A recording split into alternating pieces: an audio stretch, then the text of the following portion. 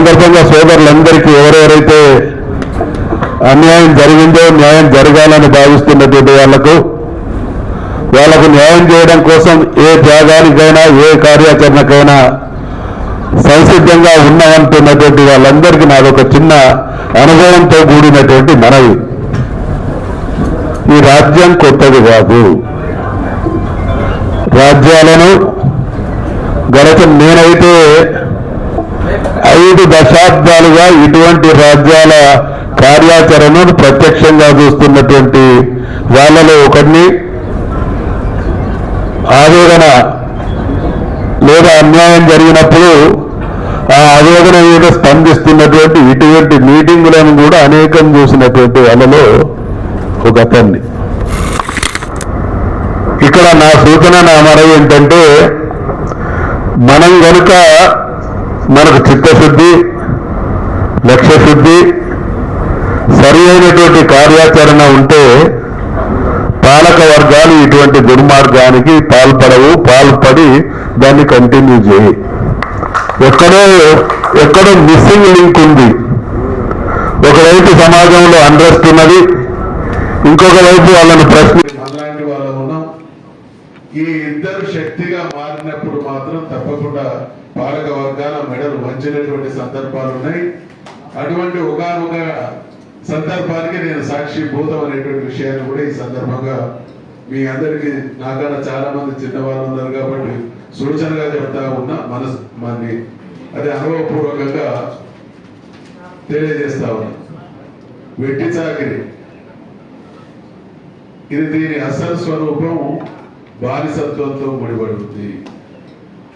మానవ జాతి పరిణామ క్రమంలో శ్రమ దోపిడి, ఎదుటి వారిని మనిషిగా చూడకపోవడం అనేటువంటిది బానిసత్వంతో మొదలై ఆ బానిసత్వం సమసిందని అనుకుంటా ఉన్నాం.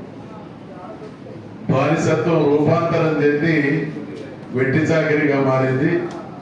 ఆ వెట్టి చాకిరి సజీవ రూపమే ఈరోజు మన కళ్ళ ముందు కనబడుతున్నటువంటి అవుట్ సోర్సింగ్ విధానం. చాలా ప్రభుత్వాలకు, అంటే విజ్ఞత కలిగినటువంటి ప్రభుత్వాలకు ఉండాల్సినటువంటి లక్షణం ఏంటంటే, వాళ్ళకు మనసు ఉండాలి, మానవత్వం ఉండాలి.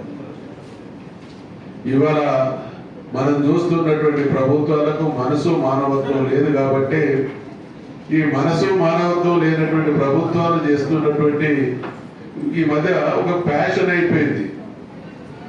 ఎవరికైతే సమస్యలు ఉన్నాయో ఆ సమస్యల ఆందోళన రూపాన్ని సంతరించుకునేటువంటి ప్రమాదం ఉందో ఆ సమస్యలకు పరిష్కారం చూపిస్తామని హామీలు ఇచ్చి ఎన్నికలలో మన ముందుకు వచ్చి మనల్ని నమ్మిస్తా ఉన్నారు. మనం ఆ వలలో, ఆ ట్రాప్ లో పడుతూ ఉన్నాము.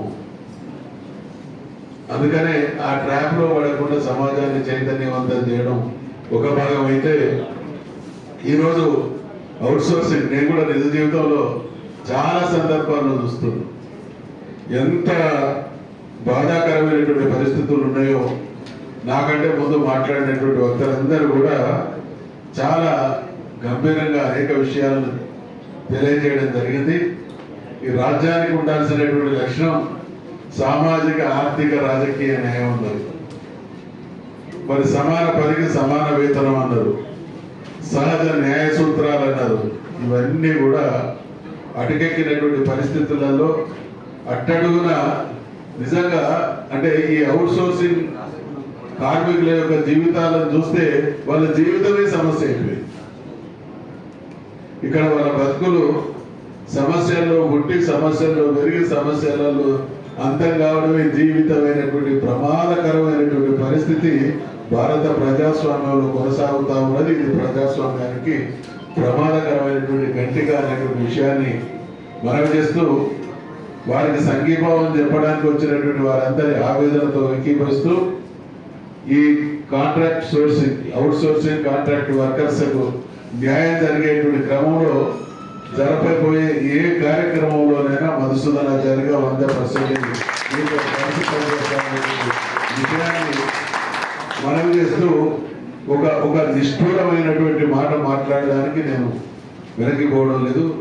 ఆరంభం కాదు, అంతిమ లక్ష్యాన్ని సాధించేంత వరకు మన ప్రయాణం సాగుతూనే సమాజంలో మనలాంటి వాళ్ళు మాట్లాడే మాటలు కానీ మన వ్యక్తిత్వాలు కానీ శోభ సంతరిస్తుంది అనేటువంటి విషయాన్ని మనవి చేస్తూ అది ఒక జేఏసీ రూపేనా లేదా మేధావుల రూపేనా లేదా వాళ్ళ జీవితాలను దగ్గరగా చూసి చెల్లించినటువంటి మానవత్వం ఉన్నటువంటి మనుషులుగా ఎవరు ఏ కార్యాచరణను వాళ్ళ కోసం చేసిన దాంట్లో నేను భాగస్వామిని అవుతా అనేటువంటి విషయాన్ని మరొకసారి మనవి చేస్తూ సెలవు తీసుకుంటాను.